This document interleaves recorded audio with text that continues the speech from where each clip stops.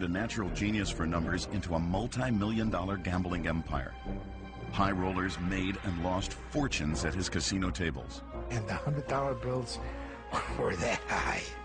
Oh, it was just incredible. Did I enjoy it? Oh, sure, it was profitable, too. To escape the law, he fled halfway around the world, but it wasn't far enough. Meyer Lansky was born around 1902. His real birth date is not known. His family lived in the Russian town of Grodno, a center of trade on the Polish border with a thriving Jewish community. Little Meyer studied Hebrew and went to this synagogue often with his beloved grandparents. But Jewish life under the Russian Tsars was not easy. As a boy, Meyer witnessed firsthand the brutality of the pogroms, the methodical persecution of the Jews by the Tsar's dreaded Cossack brigades.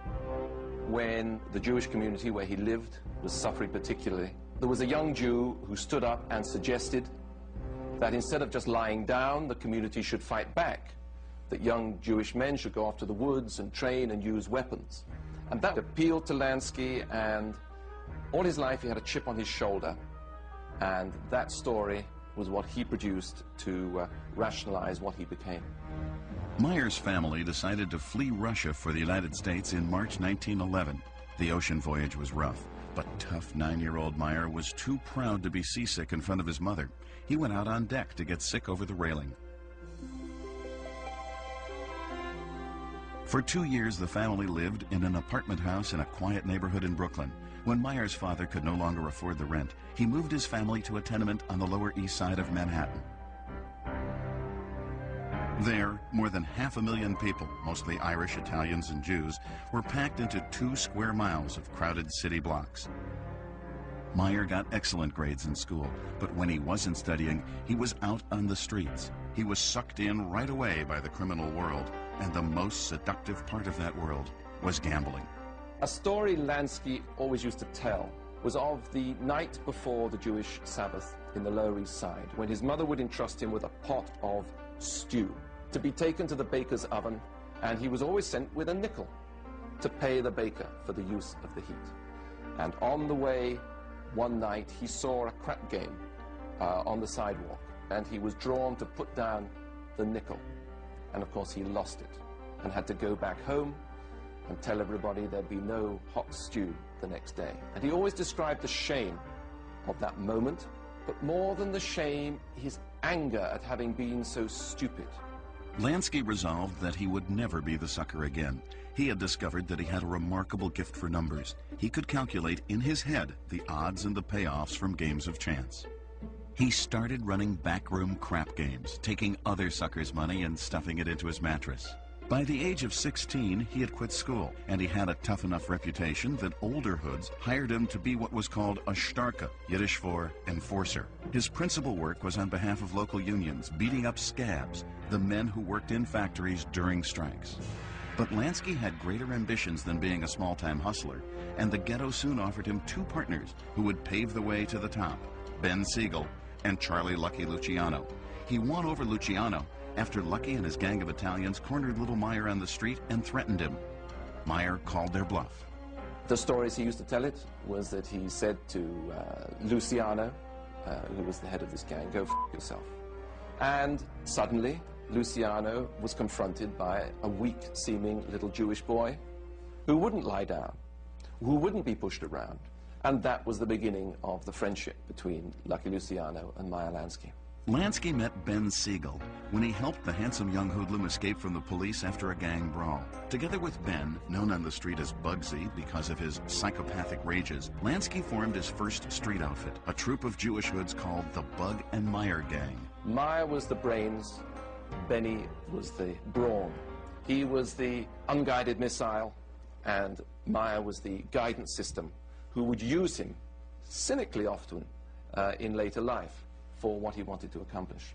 With Siegel as his strongman, Lansky directed the work of the young gang, robberies, extortion, and as always, gambling. When Prohibition began in January 1920, they moved easily into bootlegging, shipping illegal whiskey into the States from Canada and England. But Lansky was still small time. What he needed was a mentor. Then, at a bar mitzvah in 1921, Lansky met the veteran bootlegger and schemer Arnold the Brain Rothstein. Rothstein was widely regarded as the cleverest gangster in New York. He financed deals and let young hoods like Lansky and his buddies take the risks on the street. Meyer Lansky worked for him. Lucky Luciano worked for him. Ben Siegel worked for him. Frank Costello worked for him. Legs Diamond worked for him. And I think that was how Lansky made the next step, the next jump. Rothstein taught Lansky when the bribe was more effective than the bullet, and Lansky expanded his tiny chain of gambling parlors while the cops looked the other way. Then, in November 1928, Arnold the Brain was murdered. Lansky wasn't involved, but the killing allowed Meyer and his pals to go big time. With the death of Rothstein, they're looking at the Rothstein empire and the viable role they had played in some segments of it, and they can say to themselves, it's now all ours. It would not be long before Rothstein's students became masters of gangland New York, but it would be Meyer Lansky alone who inherited Rothstein's special mantle. Lansky would become the next great mafia brain. As the Roaring Twenties roared to a close, the New York rackets were firmly under the control of Meyer Lansky and his mob cronies. Every mobster had his specialty. Lansky's was gambling. But to run a high-profit casino, Lansky needed help from communities that would turn a blind eye to illegal betting in exchange for a piece of the action. One such town was Saratoga Springs in upstate New York. In the late 1920s, Lansky's mentor, Arnold Rothstein, had introduced him to Saratoga.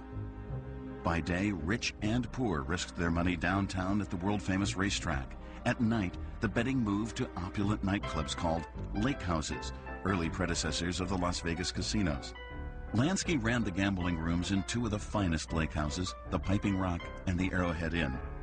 There he fine-tuned the persona that he would use for his entire career: quiet, soft-spoken, and honest. One thing a real dyed-in-the-wool gambler looks for is a fair gambling operation. And Meyer was always fair. He abhorred bust-out joints. That's where they rigged up roulette tables with battery operation, or phony dice, what they call top or bottom, or slice dice. Meyer would have none of it. He insisted on a fair, honest game, and that's how he built his reputation. Not to mention a modest fortune. By his late 20s, hundreds of thousands of dollars were passing through Lansky's hands, and like many successful young businessmen, Lansky decided to settle down. In the spring of 1929, Lansky married a beautiful young Jewish woman, Anne Citron. Anne was a friend of Bugsy Siegel's girlfriend, Esther Krakauer. The couples double dated, and when the Lanskys got married on May 9th, Bugsy served as witness. At first, Meyer was happy with domestic life, and Anne was content, shopping along Fifth Avenue for their new home. But the reality of his life, away at strange hours, not being able to confide in anybody, poisoned his ability to have any sort of decent personal relationship. The birth of their first child, Buddy, only made the situation worse. Buddy suffered from cerebral palsy and could scarcely use his legs. Anne Lansky blamed her husband. God punish you for doing the rotten criminal things you're doing, and he visited your sins upon our boy. Okay? Now, whether it's true or not, subconsciously, Meyer had a guilt complex. Lansky was desperate to cure his son. He read medical journals. He rented an apartment in Boston so Buddy could be treated by a doctor there. So you have this dichotomy. He's pouring his love and the positive side of his feelings and emotions into trying to make some redemption of his son's life. And then he's criminal. One of the most powerful criminals in New York City. Unlike other gang leaders, Lansky was learning to avoid the vendettas and police attention brought on by mob violence. Instead, he consolidated his power with his own personal method: fairness. In the underworld, a handshake from Meyer Lansky was worth more than the strongest contracts that a battery of lawyers could put together, dotting the I's and crossing the T's with the whereases and the therefores. He was a man whose word was good. He also chose a lifestyle opposite to that of his partners. Ben Siegel was a consummate ladies' man. Lucky Luciano basked in his gangster reputation, but Lansky dressed and lived quietly. He was fastidious in his personal habits. His fedoras were always placed carefully on their hat stands, his pressed shirts on their monogrammed hangers in his closet. I'm telling you, he was as low-key as they come, and shy and retiring. If you can visualize Meyer to be a shy and he was shy and retiring. But when it came to doing business, Lansky could be just as ruthless as his murderous cronies. In 1931, Meyer helped his pal Lucky Luciano take over the New York mob. To do it, Lucky had to eliminate the two rival bosses at the time, Salvatore Maranzano and Joe the Boss Masseria. Lucky had no trouble bumping off Masseria, but Maranzano was a harder target. He trusted no one, especially not young Italian climbers like Luciano. That's where Lansky came in. Meyer's Jewish gunmen were the ones who turned up at Maranzano's office. They were dispatched by Meyer Lansky. They said they were agents from the Treasury Department, and they were going to have to take a look at the books. And Mr. Maranzano came out and read Levine. Very close to Meyer Lansky was one of the gunmen who shot Maranzano. They also stabbed him, and they departed. With the bloodshed over, Lucky Luciano was king of the hill, and standing beside the throne was Meyer Lansky. Excluded from the Italian mafia because he was Jewish, Lansky was now calling the shots in New York anyway, as Luciano's right-hand man. But just as Lansky had reached this pinnacle, his triumph was cut short. In 1933, Prohibition ended, and with it the stream of cash that bootlegging had delivered to the mob.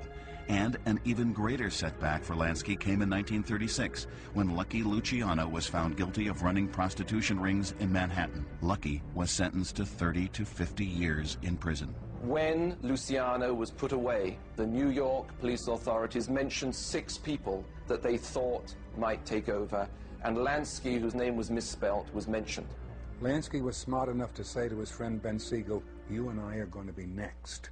Siegel headed west to Hollywood. Lansky headed south to scout out gambling opportunities in new and fertile terrain, Florida. What Lansky wanted was a location to set up his next generation of gambling houses, and he fixed his eye on a beach town just across the county line from Miami, the village of Hallandale. Officials there were especially forgiving of illegal betting. Well-run casinos would draw the tourists. The only problem, these games were already controlled by a local gangster. Lansky was going to need help muscling in, but he was having trouble recruiting new thugs from his old neighborhoods. The era of the young, tough guy Jewish gunman is coming to an end.